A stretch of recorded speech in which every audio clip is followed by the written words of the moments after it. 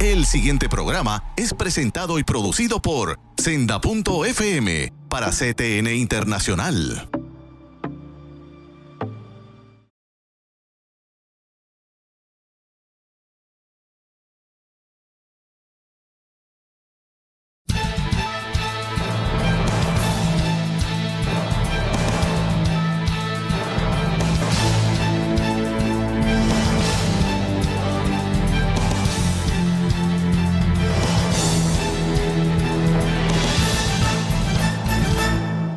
Saludos amigos de Alerta Cristiano, les habla Eduardo García Resach, su moderador, el productor del programa. Qué alegría, hermanos, estar con ustedes una semana más en sus hogares.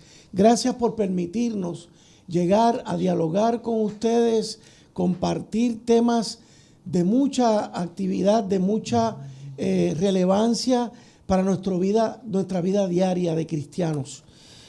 Todos los días, hermanos, como cristianos nos vemos ante situaciones, ante retos, ante condiciones que ponen a prueba nuestra fe, que nos ayudan a buscar, claro, si convertimos la situación en un deseo de búsqueda, pues crecemos. Y como siempre, hermanos, buscamos un tema relevante. En esta ocasión tenemos al doctor Sullivan. Pastor, como siempre, bendecido y bienvenido. Buen día, Dios le bendiga, la paz del Señor sea con todos ustedes. Amén. Para mí nuevamente es un privilegio poder compartir en este día y invitarle a pensar la fe. Amén. Invitarnos a pensar la fe. Qué interesante. Amigos, ustedes saben que el año pasado pues estuvimos prácticamente todo el año teniendo un programa semanal con el doctor Sullivan. Él es teólogo, tiene doctorados en teología, muy reconocido en Puerto Rico y en partes del mundo, como yo digo, hasta los rusos de vez en cuando pues lo han invitado para que comparta allá con los ortodoxos rusos. Recientemente estuvo en Hawái, por allá con el Instituto Haggai. Haggai Instituto Internacional en El Salvador, en Guatemala. Mire eso. En la Universidad Light University, Pacific University, en California. Y ahora salgo para California otra vez, a Azusa, a Pacific University y a El Salvador también. Qué tremendo. Ya ustedes ven, invitación que nos hace siempre a pensar, a repensar, a profundizar nuestra fe y sobre todo a crecer. Hablando de eso, vamos a comenzar con la palabra de Dios. Dice en Primera de Pedro 3:15, santificad a Dios el Señor en vuestros corazones y estad siempre preparados para presentar defensa con mansedumbre y reverencia ante todo el que os demande razón de la esperanza que hay en vosotros. Wow, esto es una invitación que nos hace el apóstol a Pablo a Timoteo. Que le hace, sí, en origen Pablo a Timoteo, pero yo lo tomo como hoy para mí. Es mi reto de hoy, a estar siempre preparados. Hermanos, en esto de estar preparados, tenemos que revisar cuáles son los supuestos que pueden informar y pueden deformar nuestra fe. Este tema lo comenzamos en el programa del mes de enero y los invito a que vayan a YouTube, a nuestro canal en YouTube que se llama Alerta Cristiano. Ahí no solamente van a ver el programa que tuvimos con el doctor Sullivan en enero sobre este tema, sino que van a ver 11 programas que tuvimos el año pasado sobre conversaciones en torno a la teología. ¿Y por qué enfatizo eso, hermanos? Porque todos somos teólogos en la medida en que nos ocupamos de relacionarnos con Dios. En la medida en que lo vayamos conociendo, uno va estudiando. a Dios, ¿verdad, pastor? Sí, y no solamente el cristiano. La persona que no se identifica con ninguna religión es teólogo. Así es. Porque va a opinar sobre el tema de Dios. Es un Entonces, teólogo es un distinto. teólogo, lo que llamamos vía negativa. Okay. Es decir, va a mirar del punto negativo las cuestiones de Dios, de la teología, y por eso se constituye teólogo. Entonces, cuando uno de otra religión o de ninguna religión o ateo dice, no, pero yo no creo esto. Pero entonces, ¿qué es lo que tú crees? Correcto. Ahí el momento que esa persona comienza a expresar su concepto de mundo, su concepto del quehacer de la existencia, de su quién es, ya está haciendo teología. Correcto. No es una teología cristiana, pero es teología. En ese sentido, todos somos teólogos.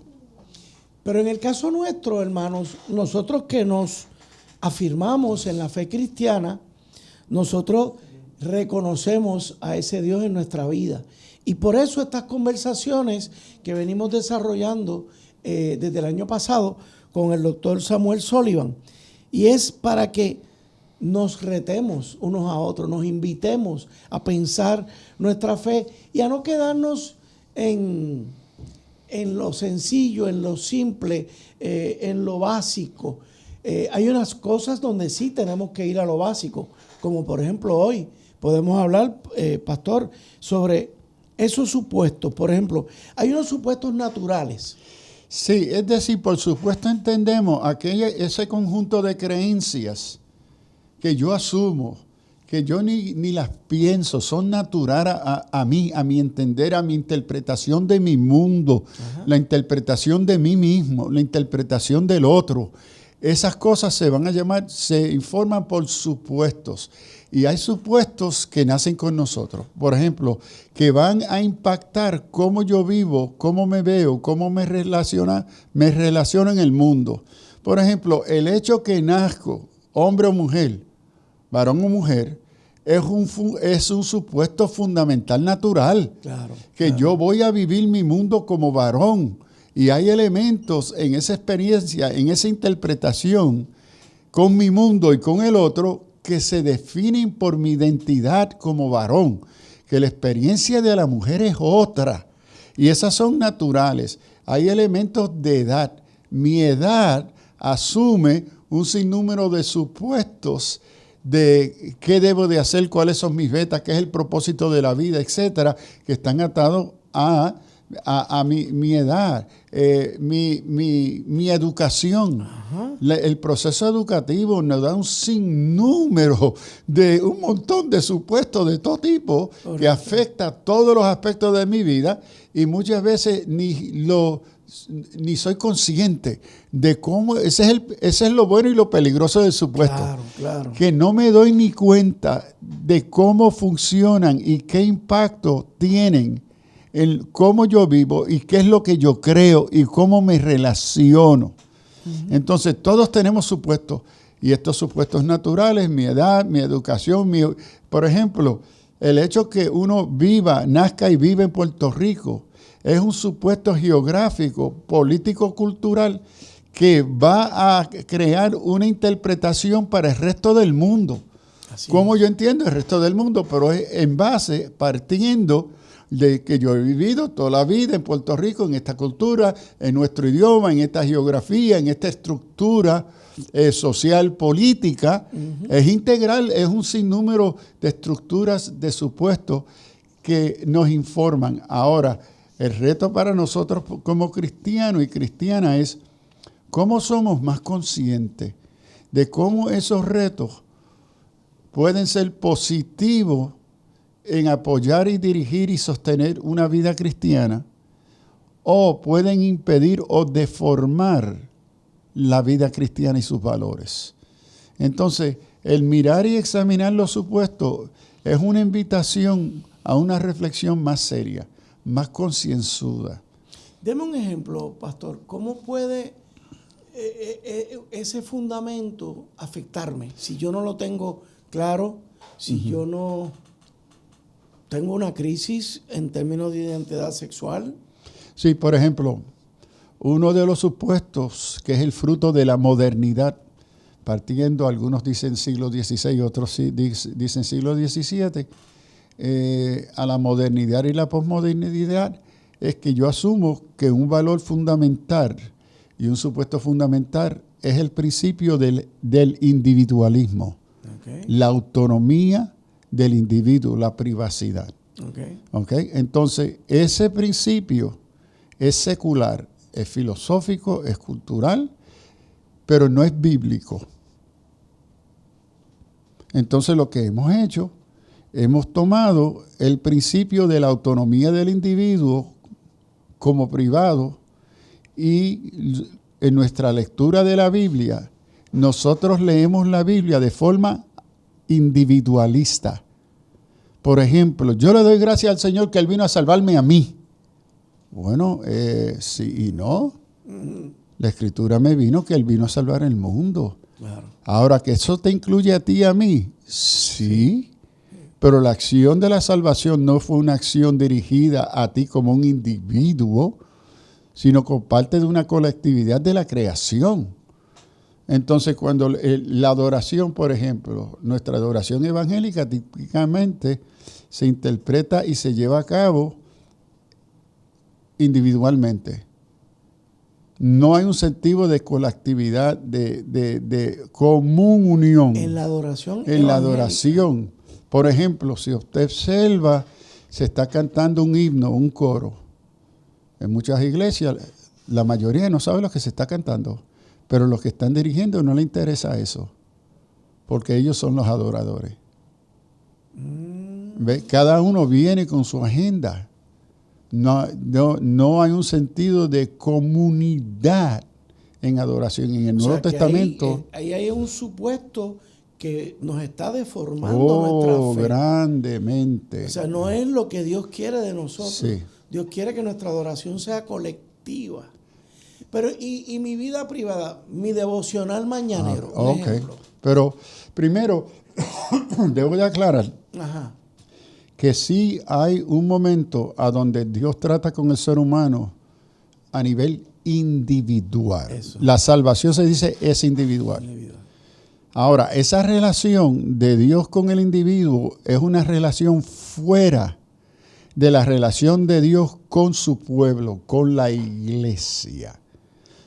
Dios alcanza al individuo perdido, al pecador, y al pecador recibir y aceptar a Cristo como su Salvador. La Escritura me enseña que ese individuo ahora se incorpora a una nueva comunidad y a un nuevo mundo de relaciones y de definirse, un nuevo mundo de supuestos. Entonces ahí, como parte del cuerpo de Cristo, somos miembros el uno del otro. Lo que hay son relaciones interpersonales, no individuales. El individualismo y la autonomía rompe la comunión del cuerpo de Cristo. Entonces, cuando soy injertado a la iglesia, cuerpo de Cristo, a través del nuevo nacimiento por obra del Espíritu Santo, entonces se me da una nueva identidad y relación en relación a otros. ¿Cómo yo me relaciono? ¿Quién soy? Claro. Entonces ya yo no existo como autónomo, ya no existo en un marco individualista, sino en comunidad. Sí, amigo, esto toma un giro muy interesante. Como ven, puede deformar el que nos concentremos en el aspecto individual, puede deformar nuestra fe. Pero vamos a hacer una pausa y enseguida volvemos con el tema. Alerta Cristiana.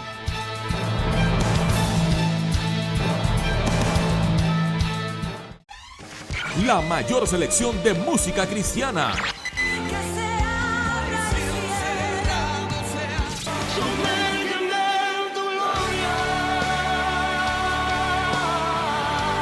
La mayor selección de música cristiana. 24 horas la tienes aquí en Senda FM. Sonido que levanta y restaura. Conéctate y únete a nosotros a través de las siguientes redes sociales. Síguenos en twitter.com/WandaRolón. Búscanos en facebook.com/Apóstol Wanda Rolón.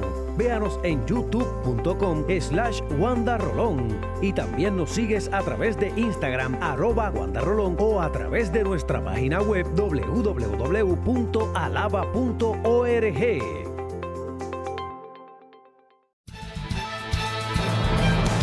De regreso, amigos de Alerta Cristiana, vamos a continuar con la discusión que teníamos, la conversación en torno a los supuestos que deforman y o podrían informar nuestra fe. Doctor Sullivan, ¿y qué de los supuestos teológicos? Muy importante. Por ejemplo, uno de los supuestos, y es supuesto, es el supuesto que responde a la pregunta ¿quién es Dios? ¿Quién es Dios? Entonces, típicamente se ha dicho que los Estados Unidos fue una nación fundada en valores cristianos y sus primeros presidentes y líderes fueron cristianos. Bueno, eso no es cierto. Ellos fueron deístas. El deísmo es la creencia que sí, Dios existe, pero en sí no tiene nada que ver con nosotros. Creó el mundo y se fue, se olvidó. Y en el deísmo es un Dios que me puede ayudar cuando yo lo invito. Cuando yo lo invito es posible que Él me atienda. Por eso podemos orar. ¿Ve? Entonces, eso no es cristianismo. El teísmo, en la creencia que Dios es el Dios que interviene, que es creador, que se relaciona con su creación, que se revela en la creación y que se revela a través de las Escrituras para relacionarse en una relación salvífica. Entonces, ese es teísmo. Los primeros fundadores, la mayoría eran deístas, no teístas. Entonces, el concepto que uno asume o el supuesto que uno asume va a tener un impacto directo en lo que yo creo y no creo. Claro. Entonces, cuando yo parto del supuesto que Dios es, que es creador, que se relaciona, eso va a tener un impacto en cómo yo entiendo mi mundo natural. Entonces, yo no soy un accidente. Mi vida tiene propósito porque es el resultado de una creación. Claro. ¿Okay? La ética que eso propone. Yo puedo vivir en comunidad y en solidaridad con mi prójimo y le puedo amar. ¿Por qué? Porque la ética que fluye del supuesto teísta, que Dios es amor, ¿ok? Entonces va a informar los supuestos de mi comportamiento social. Yo puedo poder amar a mi prójimo, amar a Dios y amarme a mí mismo. Pero en otros supuestos, ¿ok? Entonces uno puede tener un supuesto que Dios no existe. Soy un accidente de una explosión. La ética de ese supuesto es que te tengo que temer temor porque el más fuerte es el que sobrevive. Correcto. Y como yo no estoy seguro que yo te puedo matar a ti, entonces yo tengo que huir de ti. La ética que resulta de esa relación naturalista evolucionista es una ética de temor, claro. Una ética de violencia. ¿Ve? Porque el más fuerte es el que domina. Entonces, la ética del supuesto que Dios es creador y la naturaleza de Dios es amor, entonces me lleva a una ética social de amor, de justicia, de gracia, totalmente de misericordia, distinto. Totalmente opuesta. Correcto. Entonces, el supuesto en relación a Dios es fundamental. Otro supuesto que acompaña esto es el supuesto que todos tenemos que lo trabajamos y se tiene que decidir qué es aquello que define lo que es verdad. Importantísimo. Esto es cómo yo sé lo que es verdad. Este es lo que se llama en la filosofía epistemología. Cómo yo sé lo que sé. Entonces, en la vida uno determina consciente o inconscientemente, y cuando digo inconsciente, a lo que me refiero es todos los elementos culturales, sociales y políticos y religiosos que construyen el supuesto que yo voy a asumir sin pensarlo. Porque ya es básico en mi vida. Sí, y permea todo lo que yo veo. Correcto. Las noticias, la escuela, la universidad, el periódico, el Internet, todo eso está proyectando y enseñando unos supuestos. Entonces, uno, en medio de todo eso, va a asumir supuestos. Entonces, hoy, uno de los supuestos fundamentales es qué es lo que constituye lo que es verdad. Bertrand Russell, un gran filósofo británico, autor de un sinnúmero de libros universitarios sobre filosofía y ateísmo, Bertrand Russell, en la introducción a su obra sobre la filosofía universal, escribe en la primera página de esa gran obra de él, escribe y dice: todo aquello que no se pueda probar por la razón no existe o no es verdad. Ese es el supuesto epistemológico. Correcto. Es decir, pero es un supuesto. Uh-huh. Y los supuestos así no se pueden probar científicamente, porque ese supuesto no es un supuesto científico, es un supuesto filosófico metafísico. Entonces, todos tenemos que llegar a un momento, o asumimos a veces sin pensar, qué es lo que constituye lo que es verdad. Y en la historia del desarrollo humano ha habido todo un proceso de reflexión, de cuestionamiento. Por ejemplo, hoy, en el año 220, ya hemos entrado desde la época de 1950, 60, por ahí, hemos entrado en un debate y un cuestionamiento del supuesto que la razón es lo que nos provee el criterio más claro para establecer lo que es verdad. Correcto. Entonces, los pensadores como Derrida, Foucault y otros vienen y dicen, no. Esa metanarrativa o ese concepto de entender el mundo basado en la razón es falso. Es una imposición de una minoría sobre la mayoría. ¿Ves? Si no, van a proponer que que la razón lo que propone es una perspectiva sobre la verdad. Porque nadie es capaz de incorporar toda la verdad. Que la verdad es altamente subjetiva y de perspectiva. Entonces ellos van a montar todo un rechazo sobre el racionalismo, que no es verdad. Entonces van a proponer, y la postura más radical es que no existe ninguna verdad absoluta, que toda verdad tiene que ver conmigo. Manifestaciones como la ideología de género. Yes. Realmente, ahí es que está el fundamento. Ahí es que está, porque como rechaza que hay verdad absoluta, no negociable, universales, son metanarrativas, se le dice en la filosofía, metanarrativa que abarca a todo el mundo. Entonces, cuando se rechaza eso, ¿qué sucede? Resulta en una epistemología, una manera de conocer y estar en el mundo, a donde la verdad es privada, es mía, es mi punto de vista. Y nada se puede cuestionar. Nada. Bajo esa premisa, pues tú estás bien, yo estoy bien y se acabó. No, y el asunto es que esto crea una crisis legal, científica, en todo. Porque no se puede hacer ciencia si no hay verdades absolutas. No se puede hacer, el derecho desaparece. Correcto. A un relativismo destructivo de caos. Y caemos entonces en que el derecho le establece el poder. Exacto. Nietzsche. Yo tengo el poder, por lo tanto, yo resuelvo esta legislación a base de puro poder político. Eso mismo. Y vemos eso ya bien ilustrado en nuestra sociedad con el nuevo concepto de tolerancia. El nuevo concepto de tolerancia no es ni se acerca a lo que fue el concepto de tolerancia histórico clásico, por ejemplo, de Voltaire, que respeta y defiende el derecho del otro a tener su opinión, aunque él difiere de esa opinión.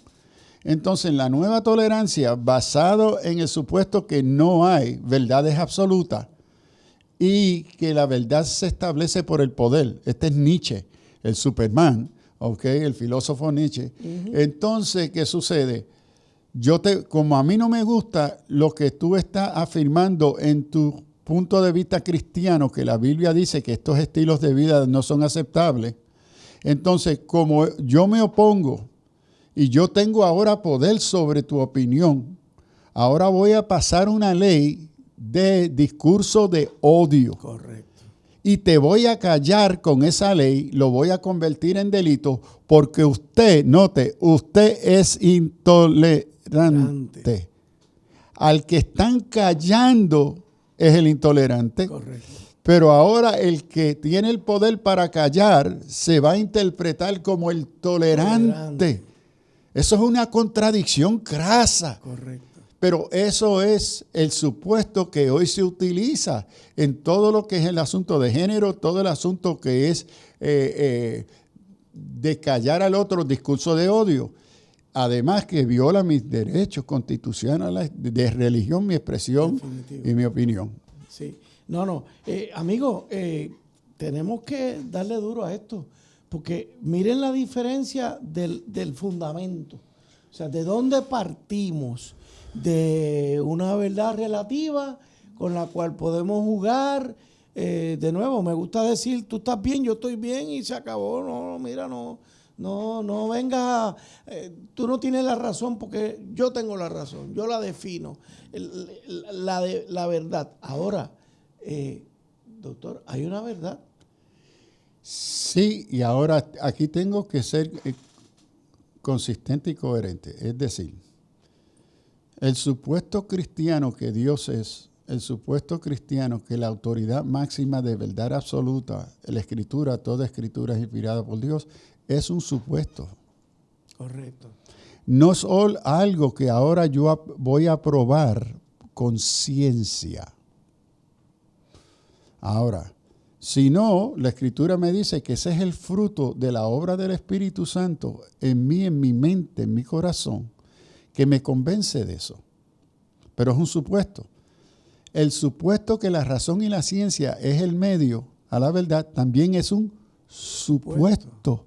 Y ambos supuestos son metafísicos. Es decir, parten de la disciplina, no de la ciencia, sino de la filosofía y la teología. Entonces, y se montan sobre esa base, y entonces el científico expresa tanta o más fe que lo que yo expreso en la Biblia como palabra de Dios y en Dios. Los dos son supuestos. Claro. ¿Ve? Claro. El asunto es que la ciencia niega o desconoce o no comenta que ese supuesto es metafísico. Ese supuesto es filosófico, no es científico y no se puede probar científicamente porque es un argumento circular. Pero entonces ignoran esa base filosófica y lo montan como algo objetivo porque es ciencia. Okay. Y ahí eso los lleva a dos elementos que también son metafísicos, filosóficos. Vamos a dejarlo ahí porque se nos terminó el tiempo de este segmento, pero por ahí vamos, amigos. Alerta cristiana.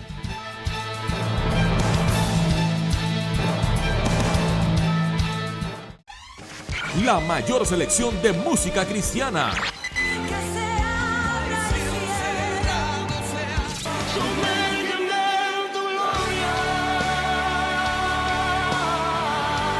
La mayor selección de música cristiana.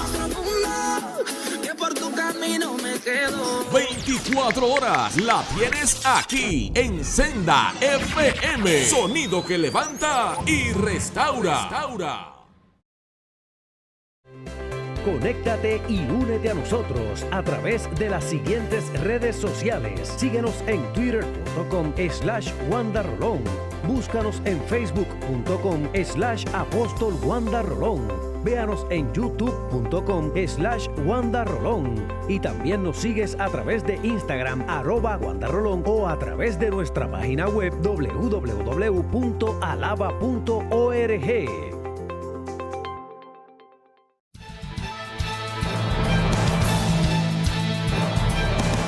Continuamos, amigos, con este interesantísimo tema de los supuestos que informan o deforman nuestra fe. Pastor, me hablaba de esos fundamentos filosóficos, pero ya estábamos entrando en el punto que, bueno, está atado también a lo teológico, que ambos son fundamentos metafísicos. Y es filosófico. De la metafísica es un campo de la filosofía. Y es decir, se pasa, este es el fundamento que se asume, pero que dentro del campo de la ciencia no se quiere comentar, sino se asume que la base es científica racional. Pero ese no es su fundamento es metafísico. ¿Ve? Es decir, entonces aquí vemos que la ciencia se mueve sobre una serie de supuestos y se construyen sobre ellos. Esos supuestos también lo vemos en la fe cristiana. Entonces, cuando se me cuestiona, pero ¿qué evidencia tú tienes científica? La misma que tú no tienes. Correcto. Es decir, los dos estamos partiendo del mismo supuesto. El asunto es que en la escuela no te lo enseñaron. En la escuela te enseñaron que la ciencia es absoluta. Lo otro muy importante es cómo los supuestos de la función del idioma. Cuando se emplea idioma científico, se está asumiendo que el uso de ese idioma científico parte de unos hechos empíricos. Y eso no siempre es verdad. La gran parte de la mayoría no es verdad. ¿Ve? Es decir, están asumiendo unas hipótesis. ¿Ve? Y una hipótesis nunca es un hecho. Correcto. ¿Ve? Nosotros como cristianos, Hebreos 11:1, fe es la certeza de lo que se espera, la convicción de lo que no se ve. Esa es la mejor definición para una hipótesis. Correcto. ¿Ve? Entonces el cristiano vive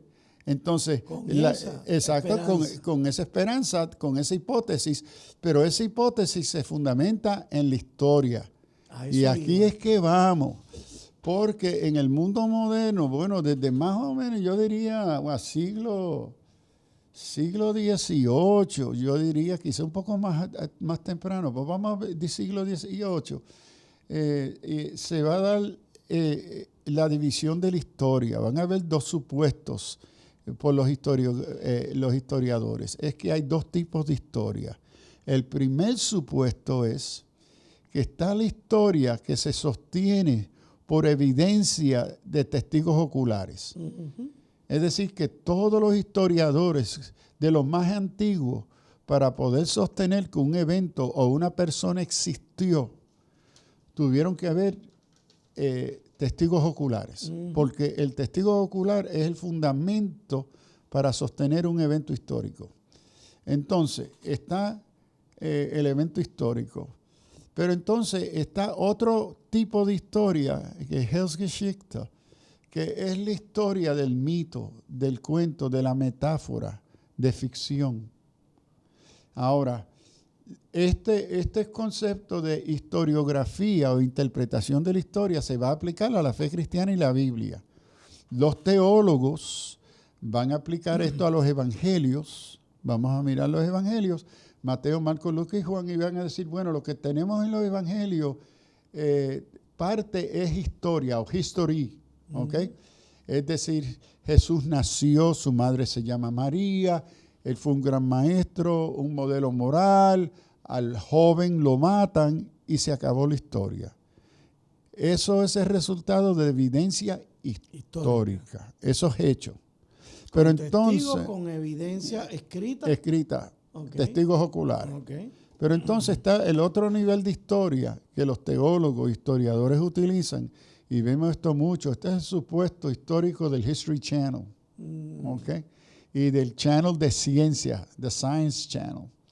Y es que hay otro tipo de historia en los evangelios en la Biblia que se llama, el primero se llamaba el Jesús histórico. Ahora, el otro tipo de historia que se encuentra en el Evangelio se llama el Cristo de la fe, que responde a la historia de salvación o Heilsgeschichte. ¿Okay? Entonces, en la historia de salvación lo que encontramos es un Jesús que nace de una virgen, un Jesús que es divino, que se encarna, un Jesús que es maestro y profeta, modelo ético-moral, es un verdadero hombre, ser humano, Dios encarnado, que muere, lo matan en la cruz, resucita corporalmente, asciende a los cielos corporalmente y volverá corporalmente. Todo eso está bajo el régimen de mitología. Metáfora, símbolo, tipo, ficción. Entonces a eso en el estudio bíblico se le va a llamar el Cristo de la fe. ¿Por qué?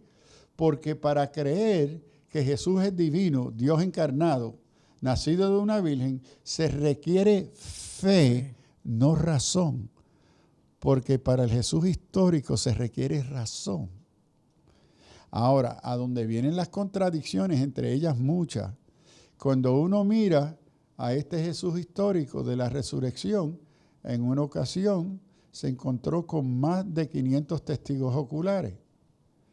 Después que lo de su vieron resurrección. durante 40 días que él estuvo después de la muerte, la resurrección, más de 500, en una ocasión, más de 500 testigos oculares, y Pablo escribe, y todavía hay algunos que están vivos, si quieren hablar con ellos, hablen con ellos, que la ciencia moderna, en base a la razón, va a negar el testimonio de esos 500 de todas testigos. esas personas. Wow.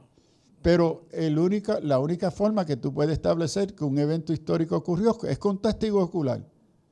Pero ahora no van a aplicar ese criterio a los evangelios. Van a decir, no, fue una iluminación masiva. ¿Cómo? Si eso es imposible psicológicamente. ¿Ve? Entonces, hoy estamos, y ahí el creyente, estudiante de la Escritura, debe estar pendiente.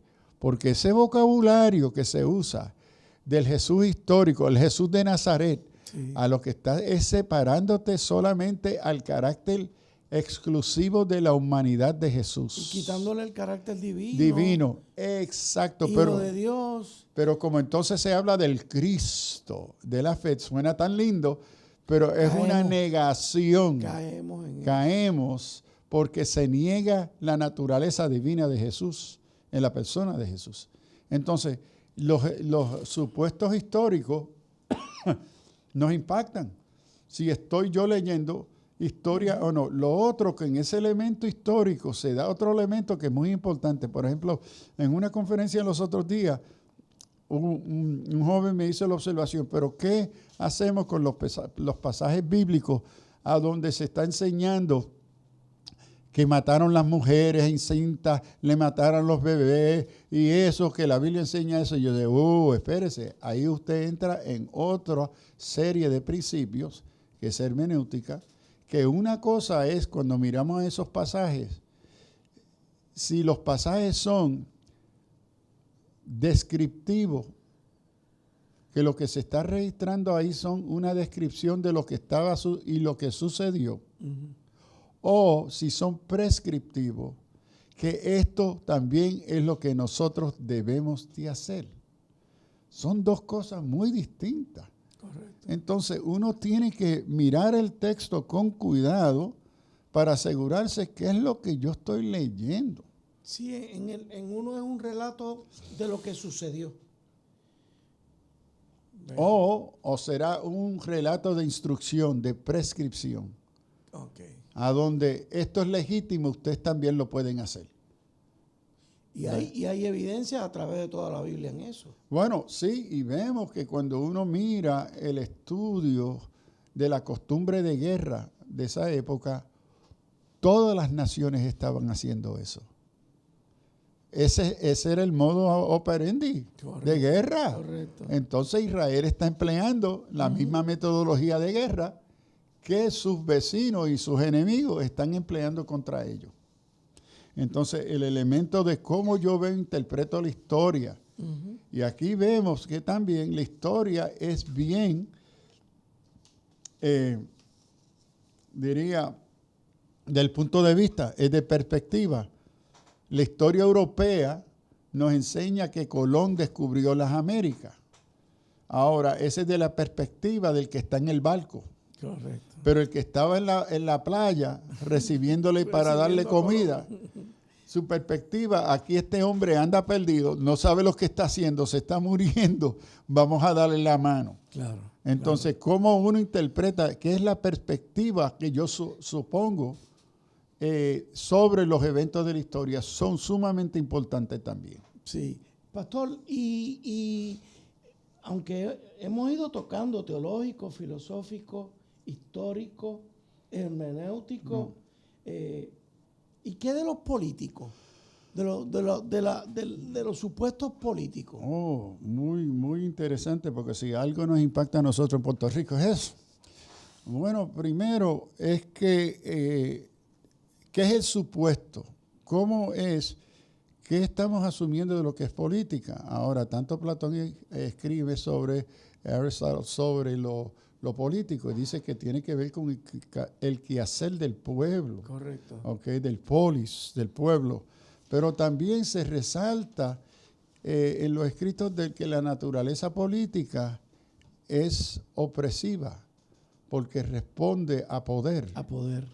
Pero entonces se reconoce en ese escrito que lo que ayuda la acción política o el desempeño político que de naturaleza es opresivo es la religión.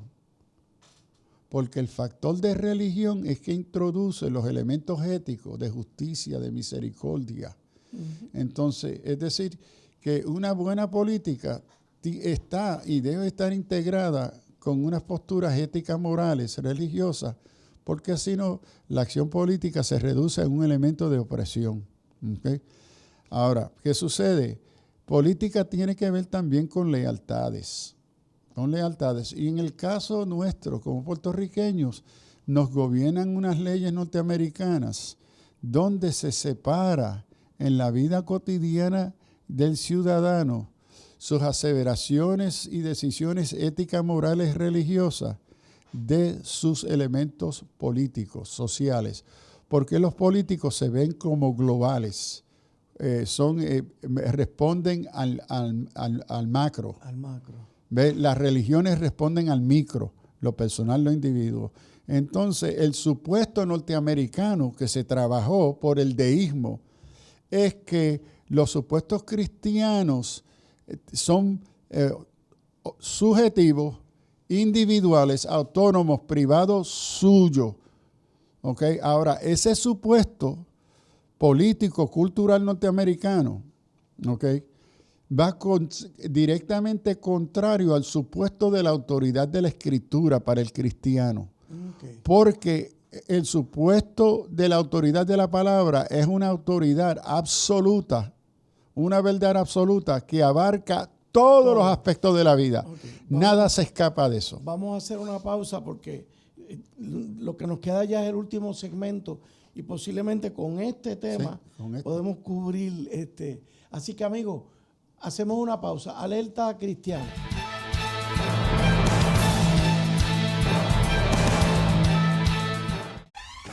La mayor selección de música cristiana.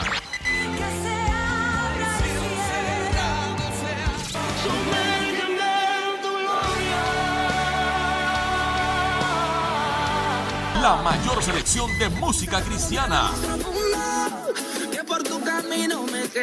24 horas la tienes aquí en Senda FM. Sonido que levanta y restaura.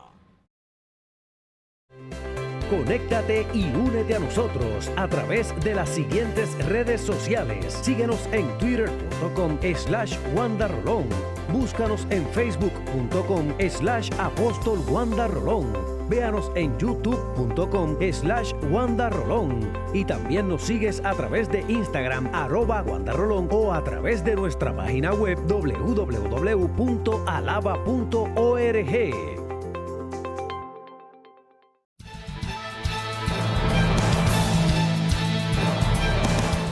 De regreso con ustedes, amigos, ya en el cuarto segmento.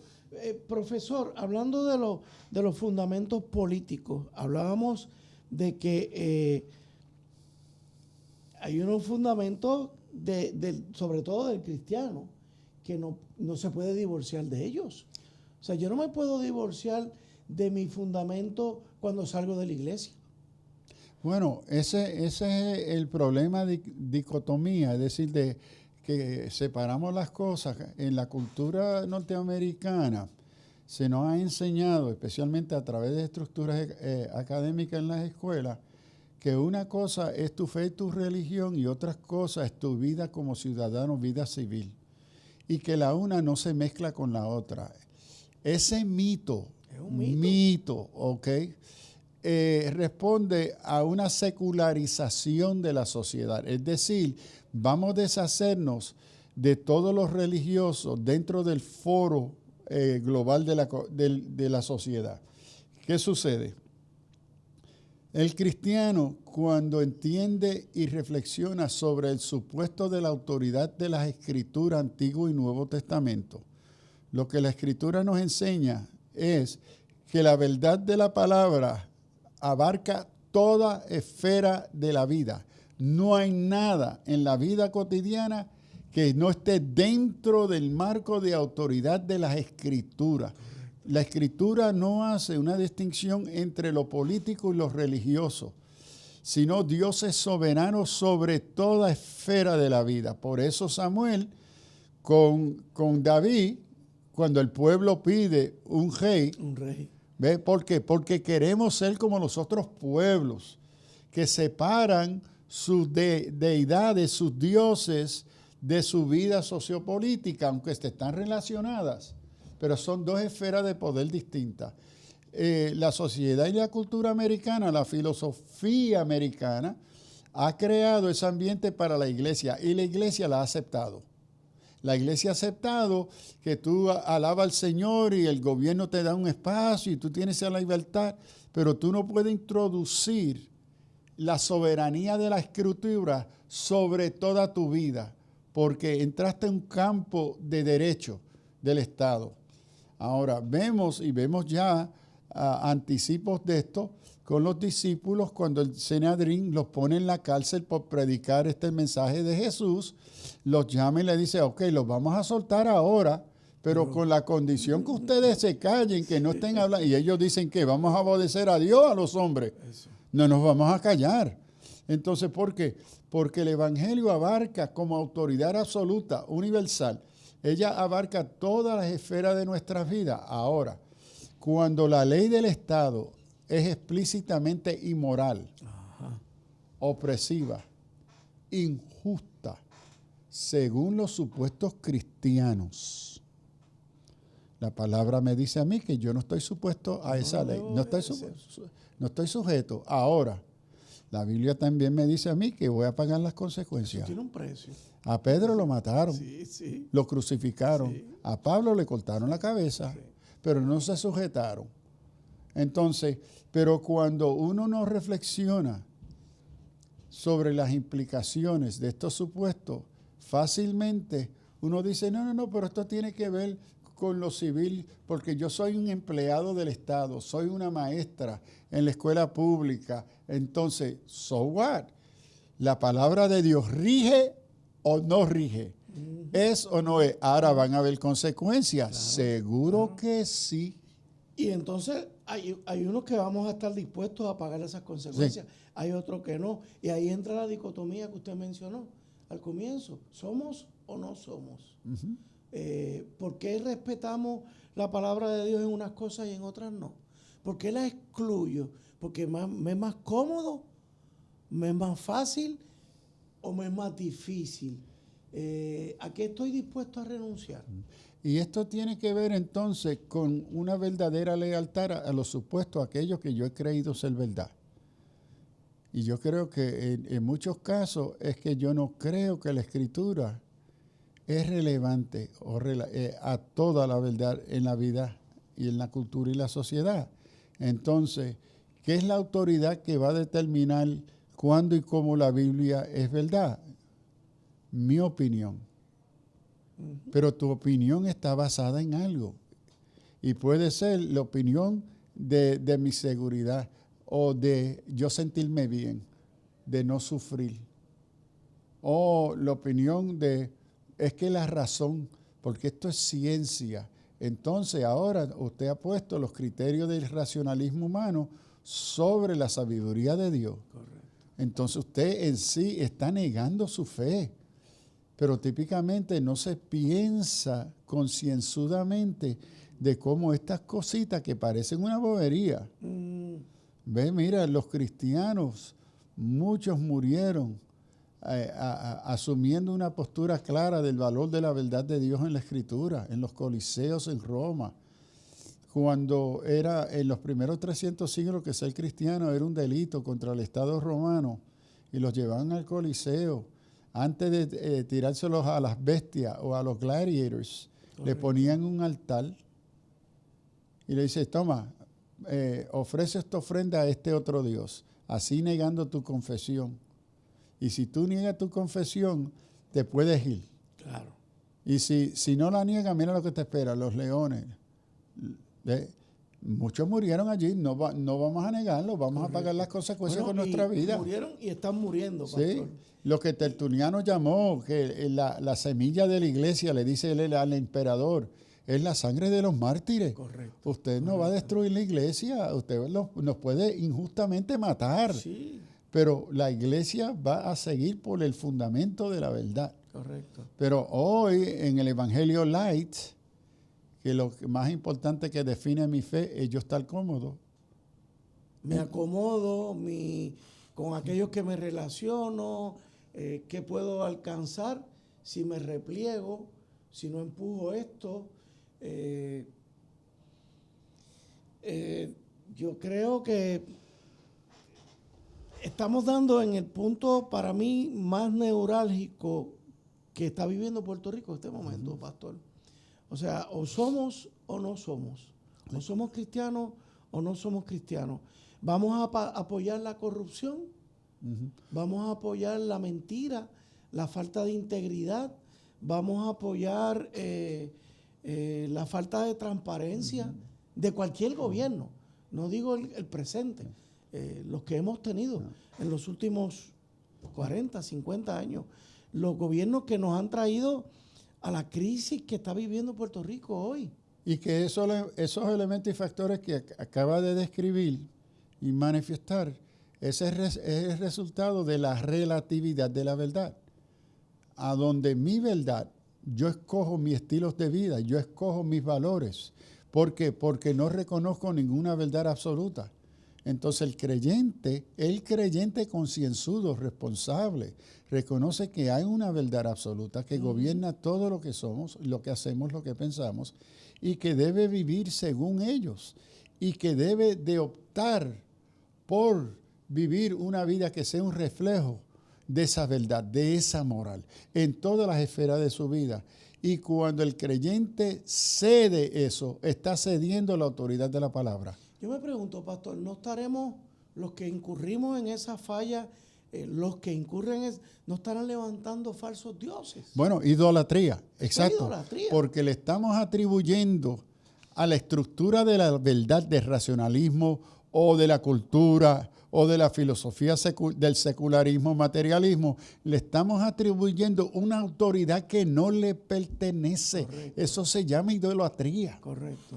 Entonces, hoy lo que tenemos, tristemente, es idolatría dentro del marco cristiano, que la comunidad cristiana le atribuye a otras autoridades, otros dioses, autoridad y función que les corresponde solamente al Cristo resucitado, el Dios Trino. Pero entonces, pastor, la pregunta que yo me hago es, ¿estamos levantando falsos dioses? Sí, ese es el gran peligro, porque cuando uno le atribuye al Estado o a cualquier otra cosa naturaleza de autoridad absoluta, uno le está atribuyendo una autoridad que no les corresponde, que le corresponde a Dios mismo. Imagínense que Pablo tuvo que darle a esto de frente en Roma, la carta a los romanos, porque el culto romano establecía que había solamente un señor, un amo y dueño de todo. El curia y era él. Él era el Cristo, el que salva al imperio. César es el príncipe de paz, el que trae paz romana. Entonces, en el siglo XII año 12 antes de Cristo, se va a formalizar el culto al imperio, al emperador. Cuando llegamos a 50 años después de Cristo, 60 años, Pablo escribiendo a los romanos, hay un culto nacional al emperador. Al emperador. Y el que no reconociera el señorío del emperador, la muerte era traición al Estado. Pablo le escribe y le dice, no, esta es la fe que proclamamos, si confesares con tu boca, confesión pública, social, cultural, política, ¿ok? Que Jesús es Señor. Punto. Jesús es Señor. ¿Ves? Esto es un ataque directamente al culto, a la idolatría al emperador. Correcto. Y aquí Señor es amo, dueño, a quien tú le perteneces. Y si creyeres en tu corazón que Dios lo levantó de los muertos, salvo. Esto no es poca cosa.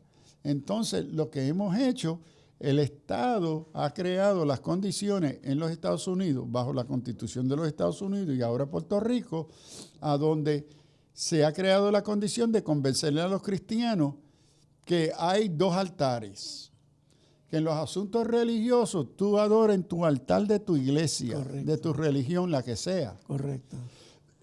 Pero en asuntos del pueblo, tú tienes que ir a adorar al altar de César. Que César es el que determina las reglas del juego, los valores, la ética, la política del pueblo. La comunidad cristiana ha aceptado esa dicotomía. Correcto. Y eso es totalmente contrario al Evangelio, contrario a la Escritura. Correcto. Nos hemos acomodado al poder del Estado como figura divina. Y si vamos a ver, cuando se me dice, no, lo que pasa es que este es un Estado laico. Sí, pero este es un Estado laico que predica, que habla en su Constitución de que todos tenemos unos derechos fundamentales, un derecho a la expresión, inclusive el culto que se le ha levantado al individualismo, a la vida privada, yes, a partir de la decisión, yes, de Roe versus Wade. Sí. Pero ¿y los cristianos? ¿Ya dejamos de ser ciudadanos? Bueno, ahí es que el Estado, cuando se usa la expresión laica, está queriendo establecer un Estado secular, es decir, que no tiene ninguna relación ni reconoce la expresión religiosa. Pero ¿qué sucede? Que esa postura en sí es una postura religiosa. Correcto. Es respondiendo a los conceptos religiosos humanistas. Hablando de fundamentos. De la sociedad. Esos son los supuestos que la Corte Suprema de los Estados Unidos reconoció, que los supuestos humanistas del manifiesto 1, 2 y 3 del manifiesto humanista es otra religión, pero que se viste de secular, se viste de laica. Y ellos han logrado secularizar, callar y negar la identidad y la función y la contribución de la fe cristiana junto a otras religiones, correcto, al discurso público de los cuales nosotros somos parte y tenemos derecho. Eso es. Y ahí entonces cae el famoso, siempre lo digo, cuando el Señor nos invitó a ir al mundo, pues entonces la iglesia se va a replegar de ir al mundo y se va a arrinconar en sus respectivos centros de culto. Pues estamos delegándole al Estado una autoridad. A César. Al César. Amigos, se nos terminó el tiempo, lamentable. Pastor, lo vamos a continuar porque esto de los fundamentos son los pilares, hermanos. Así que los invito a que estén pendientes del programa. Luego va a YouTube. Así que, amigos, Alerta Cristiano. Gracias, Pastor. Dios le bendiga. El pasado programa fue presentado y producido por Senda.fm para CTN Internacional.